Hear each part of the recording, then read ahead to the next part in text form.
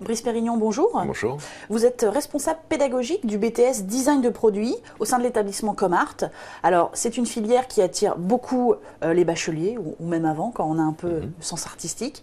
Est-ce que vous pouvez nous le décrire rapidement? C'est quoi le BTS Design de produits?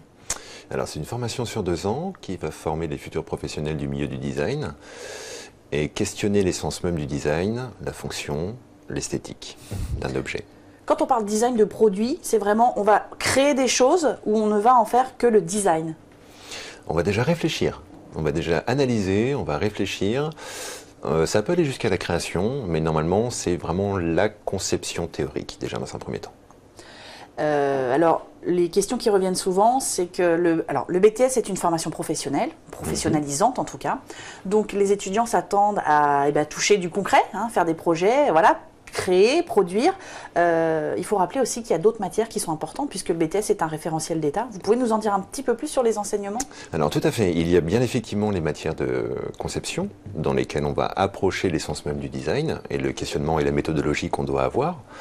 Mais il y a également beaucoup de matières générales qui sont très très importantes. Les mathématiques, la physique, puisque si par exemple on doit concevoir une chaise, si l'angle est mauvais, la répartition des masses fait que la chaise va s'écrouler au premier essai, donc c'est plutôt mauvais pour du design.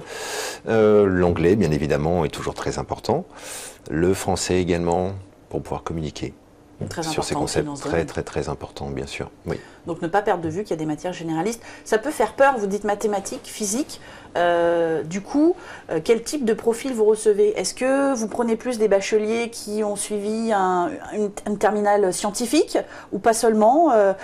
Non, tous les profils... Ça se vérifie chaque année, je vois passer dans mes promotions, tous les profils sont là. Les mathématiques et la physique peuvent sembler assez difficiles de prime abord, mais là, pour la première fois, pour beaucoup d'élèves, ça rentre puisque c'est appliqué. Donc forcément, c'est un peu plus facile, on conçoit beaucoup mieux. La compréhension est beaucoup plus immédiate. Oui, tout à fait. Une des nombreuses autres questions que se posent les étudiants qui sont en terminale et qui auraient pris par exemple la terminale STD 2A, donc où ils ont une option artistique, est-ce que ceux-ci vont être obligés de passer par une MANA, une mise à niveau en art appliqué, ou est-ce qu'ils peuvent intégrer un BTS design de produits? Normalement, ils peuvent intégrer s'ils ont déjà les compétences, on le sait au niveau de l'entretien. Comment vous le déterminez en fait exactement? Est-ce qu'il faut déjà avoir un book bien rempli? Ça aussi c'est la question. C'est est-ce qu'il faut déjà avoir des créations, des choses à présenter, ce qui montre une certaine motivation évidemment? Tout à fait. Le book doit être déjà assez important. On sait aussi qu'à ce niveau-là, il n'est pas forcément plein. Par contre, on doit sentir une envie, une capacité à essayer différents médiums, différentes techniques, et tout dépend aussi du niveau dans les matières générales. Est-ce que la majorité des étudiants que vous recevez, vous, ont suivi une MANA? Pas forcément une majorité, certains oui, d'autres personnes viennent d'autres profils déjà complets. Au sein de l'établissement Comart, vous me disiez hors caméra que vous accueillez des professeurs au profil un peu différent. Qu'est-ce que vous cherchez à apporter en plus au BTS? Ah, le petit plus, c'est-à-dire que chaque enseignant participe dans sa matière, que ce soit en matériaux, que ce soit en conception. On essaye d'avoir des profils vraiment polyvalents au niveau des enseignants, de façon à avoir un petit plus, ne pas rester cantonné uniquement dans sa matière, mais pouvoir enrichir aussi la réflexion de l'étudiant.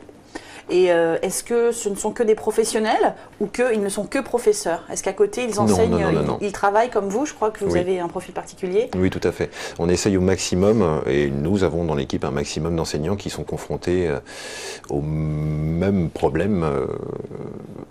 Face à la réalité du marché, quoi. Oui, ils le vivent tous les jours. Oui. Vous utilisez le fait de travailler en freelance en tant que graphiste, illustrateur, vous l'utilisez avec vos étudiants quand vous donnez des cours? Bien sûr, bien sûr. Chaque nouvelle problématique, chaque commande que je peux avoir chaque année va enrichir mes futurs sujets. Oui, bien sûr. Enfin, la question des débouchés, pas des moindres. Un BTS à l'origine est fait pour s'insérer sur le marché du travail. Est-ce qu'aujourd'hui c'est vrai pour le BTS design de produits? Est-ce qu'avec un BTS design de produits en poche, on peut trouver un emploi, ou il est préférable de continuer, peut-être ne serait-ce que jusqu'au Bac+3, qui est aujourd'hui le premier palier en France? De toute façon, en règle générale, dans ces matières-là, plus on a des diplômes, plus on va trouver quelque chose d'intéressant. On peut déjà trouver avec un BTS des postes dans des sociétés on va commencer en bas de l'échelle, c'est normal. C'est normal, je pense, quel que soit le niveau. Oui, tout à fait. Et quelles que soient les filières de design, ce n'est pas inintéressant non plus de continuer peut-être sur une autre filière, de se faire un petit complément de formation pour avoir une vue beaucoup plus globale sur le design. Oui, vous disiez que vous accueillez en BTS design de produit des étudiants qui ont déjà un BTS de design graphique ou design d'espace, d'accord. Viennent chercher d'autres éléments, d'autres compétences qu'ils n'avaient pas. Oui. Alors, le lien entre le design d'espace et le design produit est assez fort, puisque souvent, eh bien, dans un espace, on met souvent un objet, et un objet génère un espace. Donc voilà, il y a un lien très fort. Bien écoutez, merci pour toutes ces explications. Je vous en prie.